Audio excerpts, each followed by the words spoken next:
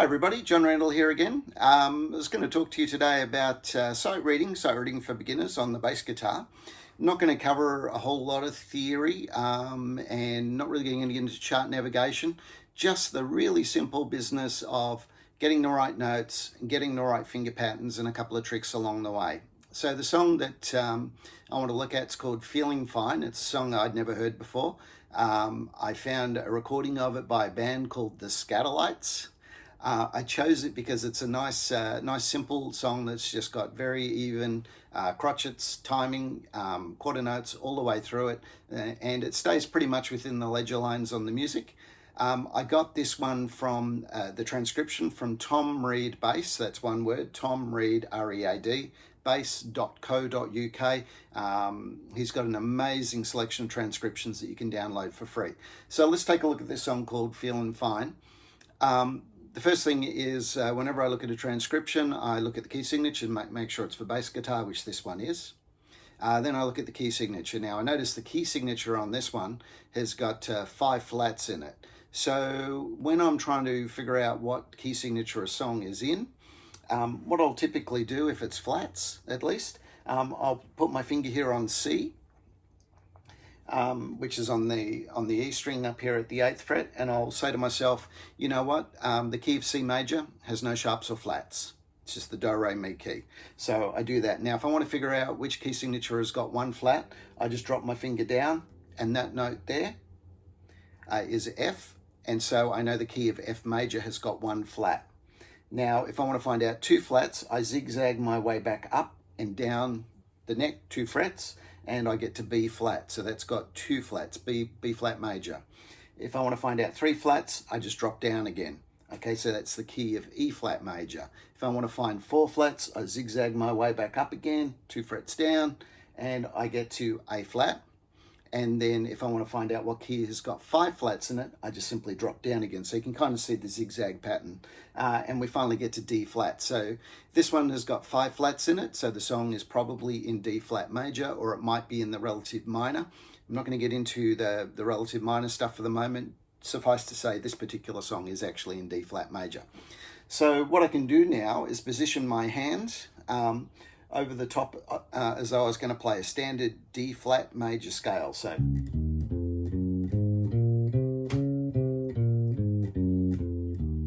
now the nice thing is that I'm hitting all of the correct flats, the 5 flats, without having to worry about it. And now what I can do is focus more on the actual music itself.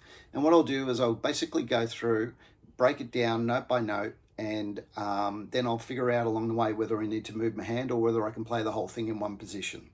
So let's start off here. The way I remember the notes, the ledger lines, good boys deserve fruit always, and then the actual spaces between the lines, all cows eat grass, okay? So the first note there is a D, so I'm playing a D, D flat. The next note, we've got an F, so there's my F, 3rd fret on the D string. And then the last note is the very top ledger line, good boys deserve fruit always, A, and it's A flat. And then back to the F again, so that's the first bar. Okay, 1, 2, 3, 4. And the flats and sharps, in this case just all flats, they're taken care of by the fact I've actually got my hand in the correct position anyway. So the next bar, I've got another D, and then I've got another an F, and that D, of course, the D flat, an F, and then I've got this A flat again, and then back to the D this time, nice and easy. And then bar 3, I've got my first 2 notes are the same, and they're on the gaps between the ledger lines, so all cows eat grass. So I've got a couple of G's, and they're G flats, so just dropping down here with my 2nd finger on the 4th fret of the D string, so 2 G's, and then I've got another gap note, if you like, it's E, and of course E flat, so I'm going to reach out here, and I'm going to grab that one there, the 6th fret, and then finally back to my D, D flat. So let's play those 3 lines. We've got 1, 2, 3, 4, 1, 2, 3, 4, 1, 2, 3, 4. Okay, that's the first 3 bars. Now the fourth bar looks very similar to the previous bar, but it's not quite the same. The third note is different there. So back with two more of these G flats, and then I'm going to play that F. That's the third note that's different, and then my E flat. So bum bum bum bum, and then the fifth bar I'm back to my D again, D, and then the F, and then a couple of A flats. So let's play now those first 1, 2, 3, 4, 5 bars. So bar 1, bar 2, bar 3, bar 4, and bar 5. All right, sounding good. And guess what? So far I haven't had to move my hand. I'm just keeping it in that one position, keeping one finger per fret, all nicely lined up as though I was playing a D major scale, because all of the notes so far are coming from the D major, I keep saying that, D flat major scale. And I know that because there's nothing here that's marked as an incidental. There's nothing that's got like a natural note marked next to it, or a sharp or anything else. So everything is going to just automatically follow the notes of the scale. So bar 6, we've got D, we've got F, we've got that A flat up the top here, back to the D, and then bar 7, we've got a couple of our E flats, okay, and then we've got a couple of A flats. Now that bar's a little bit tricky because I'm using my little finger twice here to get those E flats on the 6th fret of the A string, and then I'm also then got to drop it straight down, and I've got to grab those A flats on the D string, which is also the 6th fret. So bum, bum, bum, bum. And then I notice on the next bar, I've got 2 more E flats. And then I've got actually quite a low note there. So it's on the gap. So all cows eat grass. It's the A flat. So the only place I'm going to grab this A flat is down here. It's above my my D flat, my sort of center of this whole thing. So I've got it there on the 4th fret of the E string. So, you know, I'm making myself a little mental note at this point that something is a bit different in the song, and to kind of watch out for it. So bum, bum, bum, bum, bum, bum, bum, bum. Okay. Now bar 9. Bar 9 looks very much the same as bar 1. So we've got back to our D flat, our F, our A flat, and back to our F. And now bar 10, this is where it's starting to get a bit tricky. So I've got to run, I've got an incidental. So the first note is a D flat, cool. Now, looks like I've got a C, but it's a C flat. So C flat is, of course, a B. It's a bit funny. Just take your C, which would, for me, be my 3rd fret here on the A string, but I'm going to flatten it. So I'm going to take it down another half step. So I'm going to play D flat, C flat, which is B. And then the next note there is the 2nd ledger line is B, which of course would be B flat, because if you look at the key signature, B flat is one of the notes there. So I'm going to play that on the 1st fret. And then the last note on the line is the gap there is that A flats again. So I've got something special going on there. So I've kind of got to move my hand to do that. I've gone from this nice comfy position here to when I get to bar 10, I've got to move to get down there. And guess what? On bar 11, I keep going. I'm down to a G flat, which is the 1st ledger line, G. Okay, and then a B flat. I can grab that with my 1st finger on the A string. And there's my D flat, it's the 3rd note. And back to the B flat. This is all bar 11. Okay, that looks nice. That feels like a G flat major sort of shape. The root note, the major 3rd, the 5th, back to the major 3rd, and then bar, what are we up to? Bar 12 is my G flat again, and then my B flat, and then notice the next one is actually a B natural note. So normally I'd play it flat, but it's got that little indicator next to it that says play natural. So instead of B flat down here on the 1st fret, I'm going to play B on the 2nd fret. Okay, and then I've got my C. And C is normally a natural note anyway. It's not normally flattened or anything. So we've got this little run down here. G, B flat, B, C, And then the 13th bar. 13th bar looks a lot like the first bar. So back to this first position that we were using.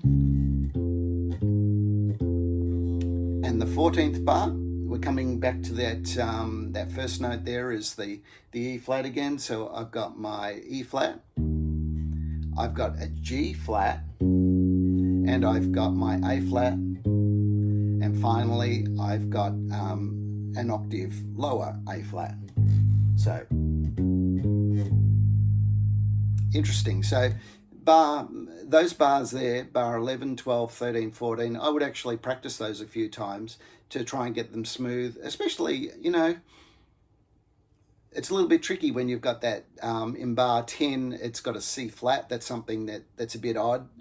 So that can be a bit of a shock if you're just hitting it for the first time. And then bar 14, C is back to normal, so just play it as normal.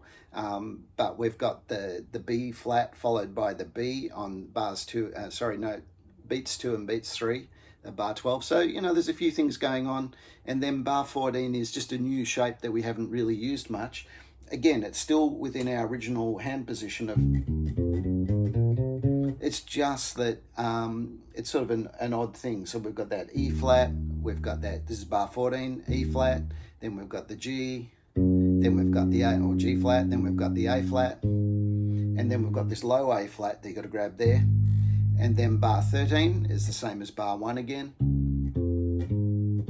Nice, okay. And then finally bar 16, which is really the end of the whole riff that just goes over and over and over again in this song, is we've got that D flat.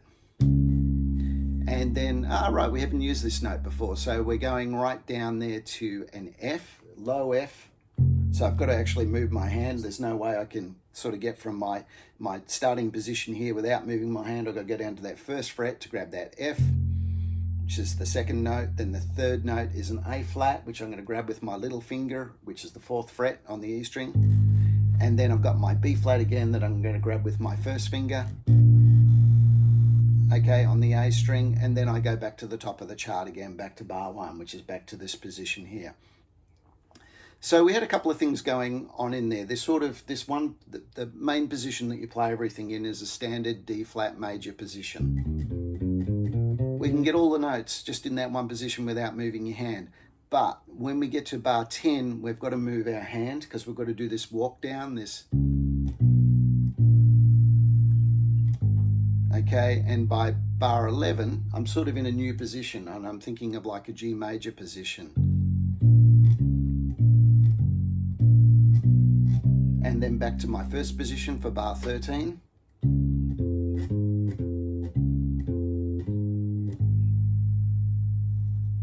So it's just something, you know, whenever you're sight reading, just go through it, try and figure things out, try and step through it, try and figure out some different ways, the best ways to navigate around. If you're just purely reading something, you've never seen it before, you don't know how it goes, you're probably going to come up with some kind of crazy fingerings until you figure it out. But try and pick something that's not too hard.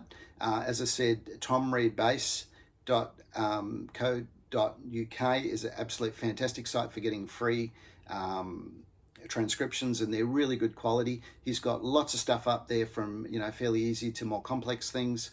Pick something that is at the right level for you. And the other thing I would always recommend is when you're practicing, practice slow. If you can find the tune, practice along with the tune. But also when you get to the point of you're starting to memorize the whole song, you're not really practicing your sight reading anymore. And that's really frustrating because just as you're beginning to, you know, play through it a few times and you're starting to get the hang of it, you're sort of not really improving your sight reading skill too much anymore. You're starting more to memorize. So, you know, by all means, keep going if you love the song and you want to get through it just for that sense of completion. But if you really want to work on your sight reading, then once you know you're not really reading the notes anymore, you're just kind of memorizing them, it's time to move on to another song. Anyways, I hope this is useful. I'd love some feedback. I've been thinking about doing a bit more on sight reading because there's a lot to cover.